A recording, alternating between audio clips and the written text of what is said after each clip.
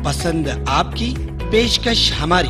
मोहम्मदिया मंदी house, near Mohammadia shawarma, Khadarbagh, नानल नगर, हैदराबाद। अस्सलाम वालेकुम नाज़रीन, आइए चलते हैं देश की राजधानी नई दिल्ली और उत्तर प्रदेश से कुछ खास खबरों पर। आप सभी का स्वागत है सच न्यूज में। आइए जानते हैं उत्तर प्रदेश और देश की राजधानी से कुछ खास खबरें।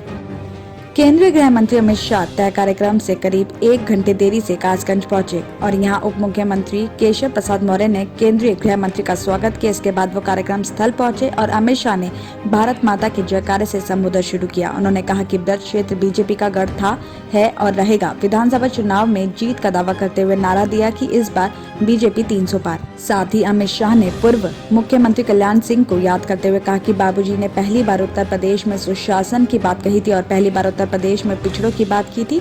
पहली बार पिछड़ा समाज को अधिकार देने का काम महान कल्याण सिंह ने किया था। तो वहीं केंद्रीय गृह मंत्री ने अखिलेश यादव और मायावती पर निशाना साधते हुए ये भी कहा कि यूपी में बुआ बबुआ ने सरकारें चलाई, क्या ये सभी का विकास कर पाई?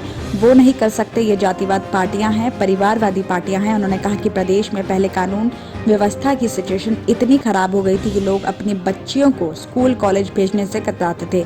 5 साल के अंदर ही योगी आदित्यनाथ के नेतृत्व में सारे गुंडे उत्तर प्रदेश से पलायन कर गए। साथ ही गृह मंत्री ने यह भी कहा कि जिस प्रदेश में पहले दंगे होते थे, आज उसी उत्तर प्रदेश में यूनिवर्सिटी, मेडिकल कॉलेज, हवाई अड्डे बन रहे हैं। साथ ही प्रदेश गुंडा राज से भी मुक्त हो गया है। तो वहीं केंद्रीय गृह मंत्री से पहले यूपी के उप मुख्यमंत्री केशव प्रसाद मौर्य ने जनसभा को भी संबोधित किया। उप मुख्यमंत्री ने कहा कि पिछली बार 51% वोट मिले थे और इस बार 100 में से 60% वोट हमारे हैं और 40% में बंटवारा है।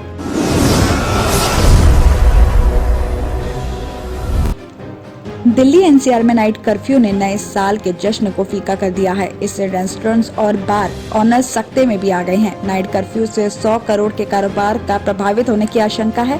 यूपी में भी नाइट कर्फ्यू लागू होने से रात 11 बजे के बाद कोई आजोर नहीं हो सकता और ऐसे में सभी hotels, restaurants, farm house, pub रात 11 बजे से पहले ही बंद हो जाएंगे, जबकि न्यू ईयर सेलिब्रेशन ही रात 11 बजे के बाद ही शुरू होता है। ओमिक्रॉन के खतरे के बीच नए साल के जश्न पर नाइट कर्फ्यू का पहरा रेस्टोरेंट्स और बार के कारोबार का पूरा खेल बिगाड़ जा रहा है। महामारी के दौर में मुश्किल से पटरी पर लौटे इस कारोबार के फिर बेपटरी होने से चिंता बढ़ गई है। National restaurant association of India ने अकेले नोएडा, ग्रेटर नोएडा में 100 करोड़ रुपए के नुकसान की आशंका जाहिर की है। तो वहीं नए साल का जश्न घर से बाहर मनाने की तैयारी कर रहे लोग असमंजस में हैं और इसी के साथ ही 25 दिसंबर से 1 जनवरी के बीच की 70% बुकिंग भी हो चुकी है। रेस्टोरेंट्स और बार ऑनर्स ने बुकिंग कराने वाले लोगों से कांटेक्ट करके 10 बजे से पहले जश्न मनाने की अपील करना भी शुरू कर दिया है। तो वहीं गाजियाबाद में रात 11 बजे से नाइट कर्फ्यू लागू होने से होटल्स में नए साल पर होने वाले कार्यक्रमों को भी रद्द कर दिया गया है।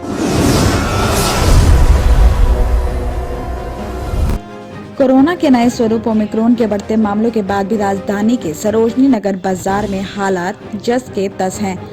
वीकेंड के मौके पर उमड़ी जबरदस्त भीड़ ने क्रिसमस और नए साल के लिए बेफिक्र होकर खरीदारी की। वहां ना तो हाई कोर्ट की सख्ती का नजर नहीं दिखाई दिया और ना ही ऑड इवन फॉर्मूले का। एहतियात के नाम पर सिर्फ मास्क लगाया गया था। शनिवार को ऑड इवन के आधार पर दुकानें जरूर खुली, लेकिन फिजिकल डिस्टेंसिंग कहीं नजर नहीं आई। अगर मौजूदा हालात जल्द नहीं सुधरे तो ओमिक्रॉन के प्रसार को रोकना बेहद मुश्किल हो जाएगा। मार्केट में शनिवार को अतिक्रमण हटाने की लिए की गई कार्रवाई के 2 घंटे बाद भी भीड़ पहले जैसी ही उमड़ी रही। तो वहीं बाजार के बाहर पटरियों पर सामान की बिक्री की जा रही थी। कार्रवाई की थोड़ी देर के बाद अंदर की फेरी वाले बाजार में घूमते दिखाई दिए। हाई कोर्ट की फटकार के बाद विभागों ने अपने लेवल पर कार्रवाई की, मगर हालात में कोई खास सुधार नहीं दिखाई दिया। साथ ही बाजार में एंट्री और एग्जिट के लिए 6 गेट जरूर बनाए गए हैं, लेकिन अंदर जाते ही लोग नियमों को भूल गए। साथ ही नई दिल्ली पालिका परिषद ने भीड़ को काबू करने के शनिवार सुबह पटरी और दुकानों के बाहर अतिक्रमण भी हटाया। इससे ना तो भीड़ में कमी हुई और ना ही बिक्री करने वालों की संख्या में कोई कमी आई।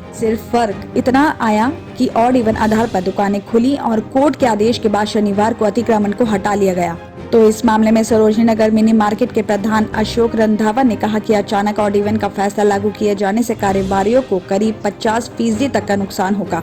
सभी दुकानें इसी आधार पर शनिवार को बंद रही और ऑड इवन फिलहाल 2 दिन के लिए लागू किया गया है, मगर इसे बढ़ाया गया तो नुकसान और बढ़ जाएगा। कोरोना काल में वित्तीय नुकसान झेलने के बाद भी त्योहारी सीजन में दुकानें बंद होने से उन्हें सीधा नुकसान हो रहा है। अशोक रंधावा ने आगे भी कहा कि दिल्ली के सभी बाजार खुले हैं तो सरोजनी नगर मार्केट को ही संभावित सुपर स्प्रेडर क्यों माना जा रहा है। अगर हमें कोविड और ओमिक्रॉन से लड़ना है तो सभी के लिए मानदंड एक होना चाहिए।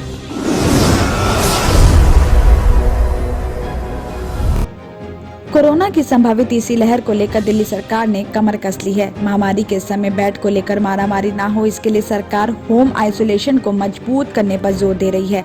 साथ ही ये भी सुनिश्चित की जा रहा है कि मरीजों को घर पर ही इलाज मिल सके। बताया जा रहा है कि अगर किसी पेशेंट में गंभीर लक्षण दिखता है और उसका ऑक्सीजन लेवल 94 या उससे नीचे आता है तो उसे तुरंत हॉस्पिटल में एडमिट करवाना होगा। होम आइसोलेशन कुल 10 दिनों का ही होगा और ये तभी खत्म होगा जब पेशेंट में आखिरी 3 दिनों में किसी भी तरह के लक्षण नहीं दिखाई देंगे। दिल्ली और उत्तर प्रदेश की खबरों में आज इतना ही। बाकी देश भर की और तमाम खबरें जानने के लिए देखते रहिए Sach news. Doctor Farhana's polyclinic diagnostic maternity and scanning centre by doctor Farhana Al-Jabri कई किस्म के मुख्तलिफ स्कैन्स रीजनेबल और अफोर्डेबल रेट्स में पुराने शहर की खवातीन को सहूलत पहुँचाने के खुसूसी मकसद से ये स्कैनिंग सेंटर खोला गया है। कई मुख्तलिफ मर्ज व अमराज का इलाज डॉक्टर फरहाना पॉलीक्लिनिक पर किया जाता है। डॉक्टर फरहाना अल-जाबरी और दूसरे एक्सपर्ट्स की निगरानी में खुसूसी लेडीज और बच्चों का इलाज किया जाता है। एड्रेस याकुतपुरा, बड़ा बाजार, जफर रोड, हैदराबाद। स्क्रीन पर दिए गए नंबर्स